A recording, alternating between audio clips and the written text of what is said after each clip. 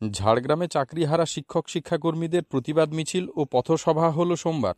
চাকরিহারা শিক্ষক শিক্ষিকা ও শিক্ষাকর্মীরা ঝাড়গ্রাম শহরে একজোট হয়ে আন্দোলনের ডাক দিয়েছেন। তাদের দাবি, যোগ্যতা থাকা সত্ত্বেও দ্বিতীয়বার পরীক্ষা গ্রহণ অন্যায় এবং এই অবস্থার অবসান ঘটাতে অবিলম্বে রাজ্য সরকারকে দায়িত্ব নিতে হবে। ঝাড়গ্রাম শহরের হিন্দু মিশন ময়দান থেকে এদিন দুপুরে শুরু হয় প্রতিবাদ মিছিল। মিছিলে উপস্থিত ছিলেন জেলার শিক্ষক শিক্ষিকা এবং শিক্ষাকর্মীরা। তাদের হাতে ছিল জাতীয় পতাকা এবং ধামসামাদল। শহরের গুরুত্বপূর্ণ রাস্তা পরিক্রমা করে মিছিল। পরে পথসভা হয়েছে। পথসভায় আন্দোলনকারী বক্তারা বলেন, একই চাকরির জন্য দ্বিতীয়বার পরীক্ষা নেওয়া চলবে না। এই আন্দোলন কেবল নিজেদের চাকরির জন্য নয়, ভবিষ্যৎ প্রজন্মের শিক্ষার মান রক্ষার স্বার্থে।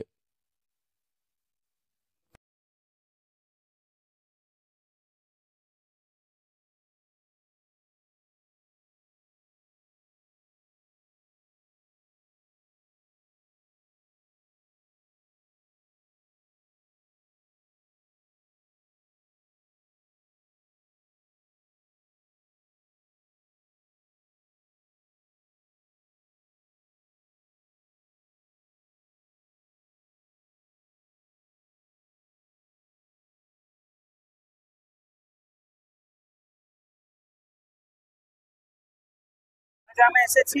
ঝাড়গ্রামে আমার দেখছেন একটা মিছিল। এই মিছিলটার উদ্দেশ্য একটাই, যে আজকে যারা যোগ্য হয়েও চাকরি হারা সেই সমস্ত টিচিং এবং নন টিচিং স্টাফ, তারা যেন তাদের ন্যায্য অধিকারটা ফিরে পায়।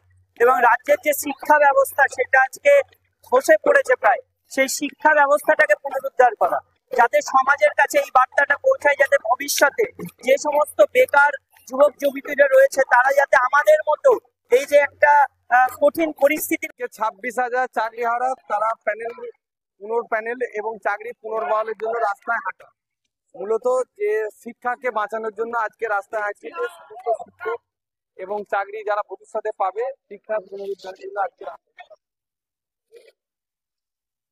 শুনতে পারলাম।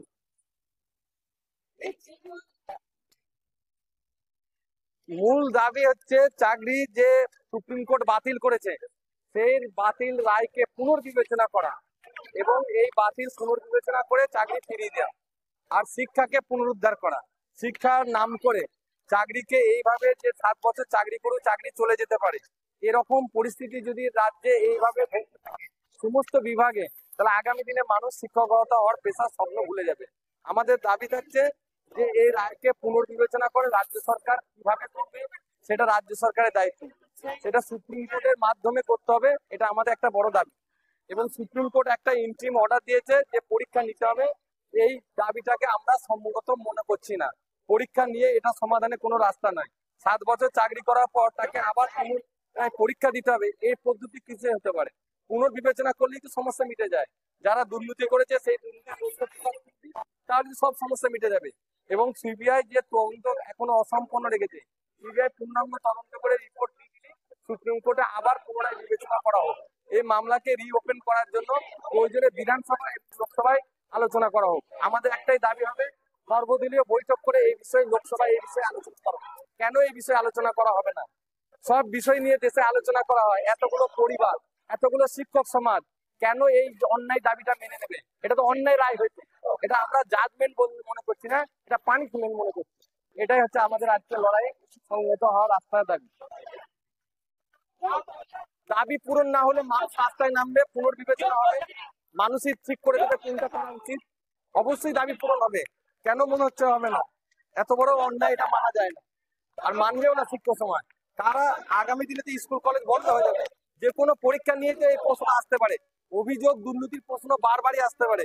তার মানে এই নয় যারা দুর্নীতিকারী তাদেরকে চাকরি না দিয়ে যারা দুর্নীতির সঙ্গে যুক্ত নয় সেই সিস্টেমটাকে পুরোটাই বহাল রেখে নির্দোষীকে দোষী শাস্তি দেওয়া, এটা কোনো আইনের সঠিক Israrul Haque Mondal. 399 hotel and restaurant, Narayangarh bypass, Paschim Medinipur.